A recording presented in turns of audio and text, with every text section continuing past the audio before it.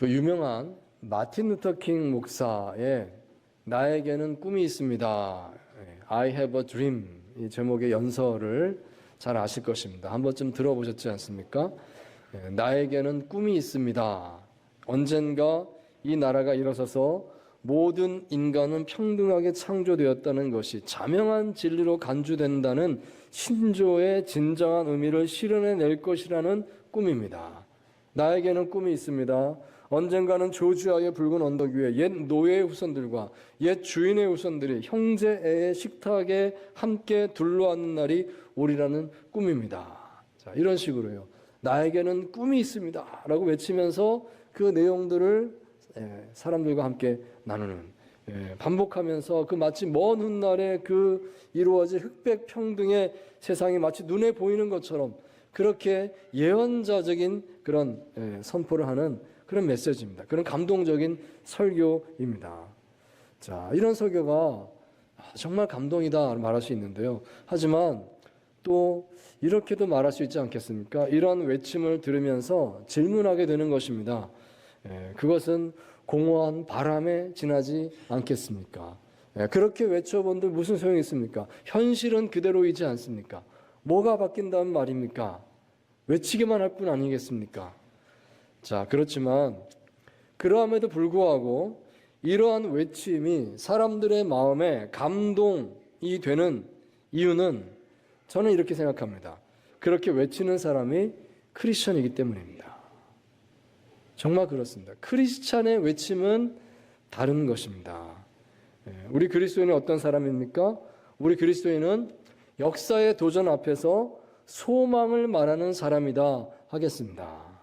단지 우리는 소망을 말로만 말할 뿐만 아니라 몸으로 살아내는 사람인 줄 믿습니다. 그리스도인은 이 세상에서 무엇을 하고 있습니까? 소망을 말하고 소망을 사는 것입니다. 그렇기 때문에 크리스찬들의 외침은 강력한 것입니다. 크리스찬들의 외침은 다르다. 그것은 진정성이 있다. 진짜다라고 세상 사람들이 안다 하는 것입니다. 우리는 이미 지난 150년 가까운 한국 선교의 역사 속에서 그것을 많이 경험했습니다. 외쳤었지요. 신분평등의 세상이 하나님이 원하시는 세상입니다. 남녀평등의 세상이 하나님이 원하시는 세상입니다. 빈부격차를 줄이고 모든 사람이 동등하게 교육받고 하나님께서 주신 은사대로 세상에 기여할 수 있는 기회를 얻는 세상, 그런 세상 하나님이 원하십니다 라고 외쳤었습니다. 그때는 아무도 그것이 진짜인가 믿을 수 없었을 것입니다. 하지만 오늘날 돌아보니까 이 세상이 그렇게 바뀌어가고 있습니다. 이만큼 왔습니다. 비록 완전하지 못하다 할지라도요, 계속해서 그 방향에서 나아가고 있지 않습니까? 여기에 우리 그리스도인들이 그렇게 외쳤고 그렇게 소망을 말했고 그렇게 소망을 살았다는 것이 여기까지 왔구나는 것을 우리가 이미 보고 알고 있다 하는 것입니다. 그것이 크리스찬의 삶입니다. 그렇기에 오늘날에도 그리스도인들이 외치는 외침은 감동이 있는 것입니다. 특별히 이 나라 안에서 그리스도인들은 그런 역할을 감당하고 있는 줄 믿습니다. 자, 그런 의미에서 저는 오늘 여러분과 함께 3.1절 106주년을 바라보면서 역사의 도전 앞에 선 그리스도인이란 주제로 함께 말씀을 나누기 원합니다. 역사의 도전 앞에 섰다는 이 말은 과격하게 소용돌이 치고 있는 지금 이 사회 상황 속에서 크리스찬들에게 질문이 던져지는 것을 의미합니다. 세상이 이렇게 어지러운데, 세상이 이렇게 지금 갈 길을 못 찾고 있는데 어떻게 하면 될까요? 이 질문이 그리스도인들에게 던져지고 있는 것입니다. 직접 와서 질문하지 않는다 할지라도요, 사람들이 교회를 보고 있어요. 교회에서 무슨 말을 하면 그런가 하고 귀 기울이고 있습니다. 은근히 지금 그러고 있는 분위기 아니겠습니까? 이것은 소망을 묻는 질문이다 하겠습니다. 세상이 이렇게 어려운데 소망이 무엇인가요? 우리는 무엇을 바라봐야 될까요? 우리 그리스도인들은 이 질문을 받고 있다 하겠습니다. 사실 이 질문에 정확한 답을 말한다는 것은 쉽지 않을 것입니다. 같은 크리스찬들이라 할지라도요, 견해가 다른 사람들이 많이 있지 않겠습니까? 그래서 뭐 한 가지로 정해서 이거다라고 말하는 것은 사실 쉽지 않은 것입니다. 자, 그렇지만 오늘 본문 에스더서를 보면서 하나님께서 우리에게 이미 허락하신 공통된 소망을 볼 수 있기를 원합니다. 적어도 이것만큼은 우리가 이미 함께 확실히 붙들어야 되는 하나님께서 주신 소망이 아니겠습니까? 이것을 우리가 말할 수 있어야 되겠습니다. 우리가 서로 다른 것을 말하고 서로 다른 것을 바라보기 전에 정말 이 공통된 소망을 확인할 수 있으면 좋겠습니다. 자, 이 에스더서에 나타난 하나님께서 주신 소망의 이유, 우리 두 가지를 함께 주목해 보기 원합니다. 자, 첫째로 우리는 역사의 주관자이신 하나님께서 우리와 함께 계십니다.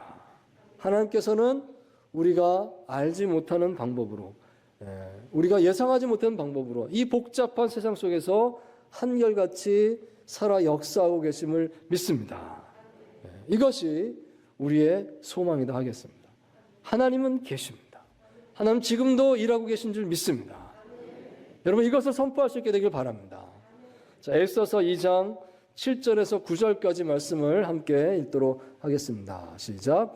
그의 삼촌의 딸 하닷사 곧 에스더는 부모가 없었으나 용모가 곱고 아름다운 처녀라. 그의 부모가 죽은 후에 모르드게가 자기 딸같이 양육하더라. 왕의 조소와 명령이 반포되매 처녀들이 도성 수산에 많이 모여 헤게의 수하에 나아갈 때에 에스더도 왕궁으로 이끌려가서 궁녀를 주관하는 헤게의 수하에 속하니 헤게가 이 처녀를 좋게 보고 은혜를 베풀어 몸을 정결하게 할 물품과 일용품을 곧 주며 또 왕궁에서 의뢰 주는 7 궁녀를 주고 에스더와 그 궁녀들을 후궁 아름다운 처소로 옮기더라. 아멘. 자, 먼저 에스더서 1장과 2장을 보면서 한번 생각을 해보면 당시 세계 최강의 제국이었던 페르시아에서 왕후가 갑자기 교체되는 사건을 여기 소개하고 있는 것을 보게 됩니다. 정말 말도 안 되는 이유로요. 그 큰 제국의 왕비가 갑자기 하루아침에 퇴출당했습니다. 그리고 전혀 뜻밖의 인물, 전혀 상상하지도 못했던 인물이 이렇게 뽑는다고 해서 많은 여인들을 데리고 뽑았는데요. 뽑히게 됩니다. 유대인으로서 궁중 문지기를 맡고 있었던 모르드게라는 사람의 나이 어린 사촌으로서 일찍 부모를 여의고 모르드게의 집에서 딸같이 양육받아 성장한 여인, 이 에스더가 왕으로 발탁되게 되는 놀라운 사건이 일어났다 하는 것입니다. 여러분 이 사건이 우연이 아닌 것이죠. 놀라운 일이 지금 여기 일어나고 있구나 하는 것을 우리는 보게 됩니다. 책 제목이 에스더서 아니겠습니까? 그러면 에스더가 주인공이란 얘기인데 에스더서 1장에는 이상하게도 에스더라는 이름이 단 한 번도 나오지 않습니다. 에스더는 에스더서 2장 가서 그때 가서 어디 변두리에 감춰져 있던 이런 사람이 있었네요 하면서 등장하게 되는 겁니다. 이게 에스더의 등장이었어요. 여러분 이게 무엇을 의미할까요? 하나님께서 이렇게 하신다는 것입니다. 하나님께서 이렇게 일하신다는 것입니다. 비록 드러나지는 않지만 하나님께서 감춰진 사람들을 꺼내서 세우고 있구나. 하나님 일하시는구나 우리가 본다 하는 것이죠. 자, 그런데 에스더서 3장에서 우리는 아말렉 족속으로서 당시 페르시아 왕의 최고 총애를 받던 신하 하만이라는 사람이 모든 유대인들을 말살시키고자 하는 끔찍한 정책을 시행하는 일이 벌어지는 것을 보게 됩니다. 그는 먼저 제비를 뽑아서 날짜를 정했습니다. 아달월, 즉 12월 13일이다 정해놓고 그날 하루 동안에 모든 페르시아의 백성들은 유대인들을 남녀노소 마음대로 죽일 수 있고 그들의 재산을 강탈해도 좋다. 이런 포고령을 전국에 내렸다 하는 것입니다. 유대 민족에겐 대재앙이 닥친 것이죠. 그날 하루만큼은 유대인들을 다 죽여도 좋다 그랬으니까 유대인들 어떻게 되겠습니까? 이제는 다 죽었구나. 초상집 분위기가 된 겁니다. 이 4장에 보시면요, 이 모르드게는 유대인인데 굵은 베옷을 입고 죄를 뒤집어 쓰고 통곡을 합니다. 이제 우리 유대인들은 이대로 다 멸망하고 말 것인가? 가슴을 찢으며 눈물을 흘리며 애통하는 모습이 나옵니다. 자, 그때에 모르드게가 생각한 것이 에스더였습니다. 에스더에게 도움을 청했다 하는 것이죠. 4장 13절 14절 말씀입니다. 우리 또 같이 한번 읽을까요? 시작. 모르드게가 그를 시켜 에스더에게 회답하되 너는 왕궁에 있으니 홀로 목숨을 건지리라 생각하지 말라. 이때 내가 만일 잠잠하여 말이 없으면 유다인은 다른 데로 말미암아 노임과 구원을 얻으려니와 너와 내 아버지 집은 멸망하리라. 내가 왕후의 자리를 얻은 것이 이때를 위함이 아닌지 누가 알겠느냐 하니. 아멘. 자, 내가 왕후의 자리를 얻은 것이 이때를 위함이 아닌지 누가 알겠느냐. 자신의 현재 있는 그 자리에서 하나님의 부르심을 확인하라는 요청입니다. 너를 그 자리에 세우신 하나님의 뜻이 있는 것 아니냐. 그걸 좀 생각해 봐라. 보이지 않지만, 지금 알 수 없지만 하나님이 그렇게 움직이신 거 아니냐, 좀 생각해 봐라. 이런 요청을 에스더에게 하고 있다는 것입니다. 자, 에스더는 이런 모르드게의 도전에 즉시 응답을 합니다. 죽으면 죽으리이다 결단하고, 왕이 부르지도 않았는데 왕 앞에 나가는 것은 목숨을 건 모험임에도 불구하고 담대히 왕 앞에 나아갑니다. 가서 왕의 허락을 구해내죠. 왕과 또 왕의 신하 하만을 잔치에 오십시오. 제가 잔치를 벌였는데 오시기 바랍니다. 초청을 하게 됩니다. 자, 그래서 그 잔치 자리에 왕과 하만을 함께 초청해서 성대한 잔치를 치르게 됩니다. 자, 근데 그때 에스더가 왕에게 아무 말도 하지 않았다는 것입니다. 왜 잔치에 불렀는지 말을 하지 않았어요. 왕이 굉장히 궁금했지만 알려주지 않습니다. 내일 잔치를 한 번 더 열 것이니 내일 오십시오. 내일 오면 말씀드리겠습니다. 이렇게만 말을 한 거죠. 이 왕은 원래 잔치를 좋아하는 사람인데다가 왕비가 이게 할 말을 내일 알려준다고 그러니까, 아, 그래, 그럼 내일도 오겠다. 이렇게 이제 약속을 하고 돌아갔다는 것입니다. 자, 그러자 에스더서 6장입니다. 6장에 보시면 그날 밤에 이 이야기의 대전환을 이루는 사건이 일어나게 되었다는 것입니다. 밤에 왕이 잠들지를 못하는 것입니다. 이상하게도 잠이 오지 않습니다.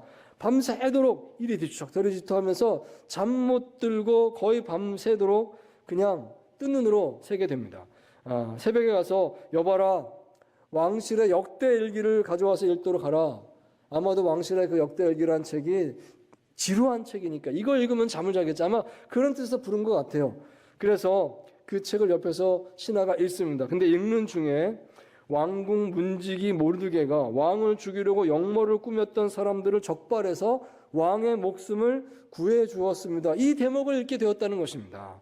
왕이 그 얘기를 들으면서 물어보게 됩니다. 내가 그때 모르드게에게 상을 주었더냐? 아닙니다. 왕께서는 아무것도 상 주신 바가 없습니다. 그러자 왕은 밖에 있는 신하를 불렀습니다. 여봐라, 누가 없느냐? 마침 모르드게를 죽이겠다는 청을 하려고 하만이 아침 일찍부터 거기 와 있었다는 것이죠. 하만이 들어옵니다. 왕이 하만에게 말했습니다. 내가 정말로 존귀하게 높여주기를 원하는 사람에게는 어떻게 하면 좋을까? 하만은 그 대상이 자기 자신이라고 생각을 했다는 것이죠. 그래서 이렇게 말합니다. 왕의 옷을 입히시고 왕의 말을 태우시고 왕관을 씌우시고 온 도성거리를 다니게 하시면서 이는 왕의 존귀 여김을 받는 자로다. 그 수행하는 신하로 하여금 그렇게 외치게 하십시오. 그러자 왕이 말하기를 네가 말한 그대로 꼭 모르드게에게 해줘라. 대역전이 일어났던 것입니다. 하만은 모르드게를 죽이려고 그날 아침에 그 청을 하러 왔었는데 완전히 바뀌어서 하만이 모르드게를 수행하면서 왕처럼 높여줘야 되는 그런 사건이 일어났더라 하는 것입니다. 이게 어떻게 된 일인가? 자, 여기서부터 이 에스더 이야기가 완전히 전환을 이루게 된 것입니다. 결국 에스더는 두 번째 잔치 자리에서 악한 하만의 계획을 왕에게 고발하게 되었고, 왕은 화가 머리끝까지 나서 하만을 처형하게 되는 것입니다. 뿐만 아니라 이 모르드게를 하만의 자리에 대신 앉히게 되고, 그 결과 죽음의 위기에 처했던 유대인들이 구원받게 되고, 뿐만 아니라 페르시아 안에서 유대인들은 존귀한 자들이 되었다는 것입니다. 그리고 나아가서 하나님의 이름이 온 나라 안에 높임 받았더라. 이게 에스더서의 이야기가 되는 것입니다. 자, 제가 짧게 요약했습니다만은 이 이야기를 통해서 분명하게 드러나는 사실이 있습니다. 우리가 이 사실에 주목하기 원하는 것입니다. 역사 속에 분명히 하나님의 손이 있다는 것입니다. 그것을 말씀하고 있습니다. 이 역사 속에 보이지 않지만, 드러나지 않는 것 같지만 분명히 하나님이 일하고 계심을 믿습니다. 여러분, 이 성경책, 이 에스더서가 가지고 있는 중요한 특징 중에 하나는 책 전체에 하나님이란 단어가 한 번도 나오지 않는 것입니다. 여호와라는 단어도 한 번도 나오지 않습니다. 하나님께서 이렇게 하셨다, 여호와께서 이렇게 명령하셨다, 이런 언급이 단 한 번도 나오지 않는 책입니다. 마치 이 책은 성경책이 아니라 그냥 이야기책처럼 읽혀지는 것 같습니다. 하지만 놀랍게도 이 책을 읽다가 보면 하나님의 일하심이 느껴집니다. 이 점이 놀랍다는 것입니다. 하나님이란 단어가 한 번도 안 나오는데 어떻게 하나님이 느껴지지? 어떻게 하나님의 역사가 드러나지? 그런 것이 에스더서의 증거입니다. 하나님의 이름은 한 번도 나오지 않는데 하나님의 손길이 드러나는 것입니다. 여러분, 바로 이 사실이 오늘 우리에게 큰 위로가 된다 하겠습니다. 오늘날 우리가 처한 상황에서도 이와 같다 하겠습니다. 오늘날 이 세상, 오늘 우리가 처한 우리나라, 이 현실이 어지럽지 않습니까? 이때 우리는 이런 생각하지 않겠습니까? 하나님 계신가요? 하나님 보시는가요? 하나님 역사하시는가요? 하지만 우리는 말할 수 있습니다. 우리 크리스찬들은 말할 수 있습니다. 하나님 반드시 계십니다. 하나님 지금도 역사하고 계신 줄 믿습니다. 하나님께서 지금 붙들고 계십니다. 우리나라를 지키고 계신 줄 믿습니다. 우리가 할 말은 바로 그것입니다. 보이지 않죠. 하나님 없다 그러죠. 하나님께서 지금도 우리를 보호하고 계십니다. 우리나라 안고 계신 줄 믿습니다. 여러분, 우리 하나님께서는 우리가 알지 못하는 방법으로 오늘도 변함없이 우리를 사랑하시고 우리를 지키시고 그렇게 인도하고 계신 분이신 줄 믿습니다. 역사 가운데 그런 기도가 필요한 순간이 있더라는 것이죠. 하나님께서 그것을 원하실 때가 있더라는 것입니다. 여러분, 우리는 성경에서 하나님께서 당신의 백성들의 일치된 기도를 소중히 여기시는 장면을 여러 군데서 확인할 수가 있습니다. 그 중에 하나, 구약 성경의 여호수아서에 보시면 하나님의 백성들이 여리고성을 점령하기 위해서 이렇게 했다는 기록이 있습니다. 여리고성을 점령하는데 하나님께서 명령하셨습니다. 이렇게 해라. 먼저 하루에 한 바퀴씩 성 주위를 돌아라 말씀하십니다. 성 주위를 한 바퀴 돌아라. 그리고 그걸 6일 동안 하고 그 다음 마지막 7일째에는 7바퀴를 돌아라 이렇게 말씀하십니다. 그런데 한 가지 주의사항이 있죠. 그렇게 하는 동안에 침묵하라 하는 것이었습니다. 아무도 아무 말도 하지 마라. 그리고 마침내 제7일째 7바퀴를 다 돌고 나서 그제서야 일제히 나팔을 불며 함성을 질러라. 정말 그렇게 했습니다. 7바퀴를 다 돌고 나서 조용하게 돈 거죠. 그리고 나서 일순간에 나팔을 불면서 와 하고 함성을 지르는데요. 그때 그 여리고성이 무너졌다는 것입니다. 성이 무너졌다. 기적 같은 일이 벌어진 겁니다. 여러분, 이것은 하나님 백성의 영적 전쟁을 상징한다 하겠습니다. 하나님 백성들은 일제히 온 마음을 합해서 함께 부르짖을 줄 알아야 한다는 것입니다. 함께 부르짖을 때 놀라운 일이 일어난 줄 믿습니다. 함께 부르짖을 때 사탄의 견고한 성이 무너져 내린다 하는 것입니다. 여러분, 하나님께서 이것을 우리 하나님 백성들이 알라 말씀을 하시는 것입니다. 1989년도에 루마니아의 독재자 차우세스쿠는 그의 통치 24년 만에 몰락하게 되었습니다. 그는 국민들의 강력한 한거에 부딪혀서 결국 그때 최후를 맞이하고 말았던 것입니다.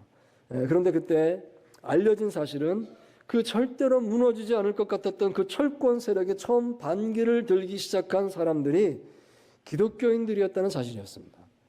기독교인들로부터 그 나라의 변화가 시작되었습니다. 루마니아의 베가 강변에 있는 작은 도시 티미슈아라라고 하는 곳에 위치한 약 한 50명 정도 모이는 작은 교회, 그 성도들이요, 그 교회 새로 부임한 라슬로 퇴케시 목사를 중심으로 기도회를 시작했습니다. 지역사회와 나라를 위한 기도회였습니다. 그 기도회를 매주 모였는데요.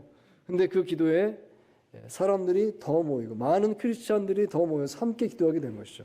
나중에는 5,000명이 매주 모이는 기도회가 되었습니다. 5,000명이 매주 모여서 기도할 때에 전 국민으로 이 기도가 확산되게 되고 결국 그들이 나라의 운명을 바꾸게 되었다는 것입니다. 그 나라가 그렇게 변화되었다. 그렇게 우리에게 알려져 있습니다. 사랑하는 성도 여러분, 역사의 주관자이신 하나님께서 여전히 우리 안에 함께 계셔서 우리의 모든 삶의 상황을 오늘도 굳게 붙들고 계심을 믿으시기 바랍니다. 또한 하나님께서는 오늘날 하나님 백성들이 마음을 아파서 간절히 올려드리는 기도에 귀 기울여 들으시고 반드시 응답하심을 믿으시기 바랍니다. 그러므로 여러분 요청드립니다. 기도의 자리로 나오십시오. 이때는 더 우리가 부르짖어 기도할 때입니다. 기도의 자리에 나오십시오. 수요일날 우리가 예배드리고 기도를 합니다. 금요일마다 우리가 기도회로 모여서 함께 뜨겁게 기도합니다. 매일매일 새벽에 모여서 기도합니다. 여러분 기도의 자리에 나오셔서 함께 기도할 수 있기 바랍니다. 내 한 사람 기도가 뭐가 되겠습니까? 하지만 아닙니다. 우리 모두의 기도가 뜨겁게 합쳐질 때에 하나님께서 기뻐 들으시고 반드시 역사하심이 있는 줄 믿습니다. 오늘도 이 역사의 도전 앞에서 참으로 살아계신 하나님, 우리 기도를 들으시는 하나님, 그 소망을 외치시는 저 여러분 되시기를 주의 이름으로 축원드립니다.